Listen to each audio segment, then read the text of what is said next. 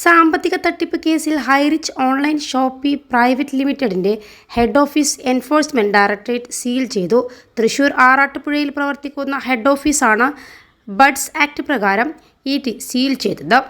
അതിനിടെ Buds Act പ്രകാരം Cherpu police register ചെയ്ത FIR റദ്ദാക്കണമെന്നാവശ്യവുമായി ഹൈറിച്ച് ഓൺലൈൻ ഷോപ്പി പ്രൈവറ്റ് ലിമിറ്റഡിന്റെ ഡയറക്ടർമാരായ KT പ്രതാപൻ, ഭാര്യ ശ്രീന എന്നിവർ ഹൈക്കോടതിയിൽ ഹർജി സമർപ്പിച്ചു. തങ്ങൾക്കെതിരായ ആരോപണം ബഡ്സ് ആക്ടിന്റെ പരിധിയിൽ വരില്ലെന്നും കേസുമായി ബന്ധപ്പെട്ട എല്ലാ തുടർ നടപടികളും റദ്ദാക്കണമെന്നുമാണ് ഹർജിയിൽ പറഞ്ഞത്. ഹർജി തിങ്കളാഴ്ച ഹൈക്കോടതി പരിഗണിക്കും. ഹൈറിച്ച് നടത്തുന്നത് മണി ചെയിൻ ബിസിനസ്സാണെന്ന ആരോപണവുമായി സ്വകാര്യ വ്യക്തി തൃശൂർ സെഷൻസ് കോടതിയിൽ നൽകിയ പരാതിയിലാണ് ചേർപ്പ് പോലീസ് FIR രജിസ്റ്റർ ചെയ്തത്. കള്ളപ്പണം വെളുപ്പിക്കൽ നിരോധന നിയമപ്രകാരം ED രജിസ്റ്റർ ചെയ്ത കേസിൽ കമ്പനി ഡയറക്ടർമാർ നൽകിയ ജാമ്യാപേക്ഷ കലൂരിലെ പ്രത്യേക കോടതി വെള്ളിയാഴ്ച പരിഗണിച്ചിരുന്നു. പ്രതികളുടെയും പ്രോസിക്യൂഷന്റെയും വാദം കേട്ട കോടതി തുടർവാദം കേൾക്കാനായി കേസ് ഈ മാസം 6 മാറ്റിയിരുന്നു. പ്രതികളുടെ ജാമ്യാപേക്ഷ തള്ളണമെന്നാണ് ED കോടതിയിൽ ആവശ്യപ്പെട്ടത്.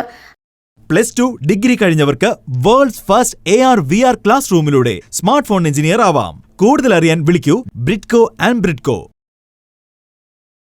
ഹൈറിച്ച് നടത്തിയത് വലിയ സാമ്പത്തിക തട്ടിപ്പാണെന്നാണ് EDയുടെ വാദം. കൂടാതെ പ്രതികൾക്കെതിരെ സംസ്ഥാനത്തൊട്ടാകെ 19 കേസുകൾ രജിസ്റ്റർ ചെയ്തിട്ടുണ്ടെന്നും ED കോടതിയെ അറിയിച്ചു.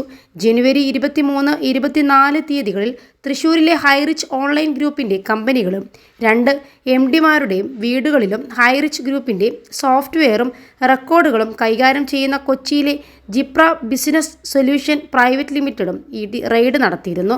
റെയ്ഡിൽ 212.45 കോടി രൂപയുടെ നിക്ഷേപമടക്കമുള്ള ജംഗമ വസ്തുക്കൾ പിടിച്ചെടുക്കുകയും മരവിപ്പിക്കുകയും ചെയ്തിരുന്നു.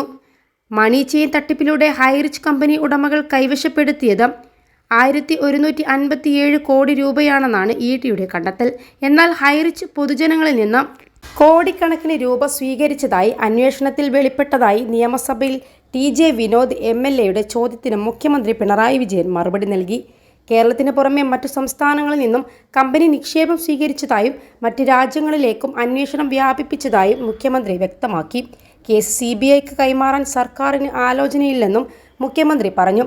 അതേസമയം ഒളിവിൽ കഴിയുന്ന KT പ്രതാപൻ, ഭാര്യ ശ്രീന എന്നിവർ വിദേശത്തേക്ക് കടക്കാതിരിക്കാൻ ED ലുക്കൌട്ട് നോട്ടീസ് പുറപ്പെടുവിച്ചിട്ടുണ്ട്.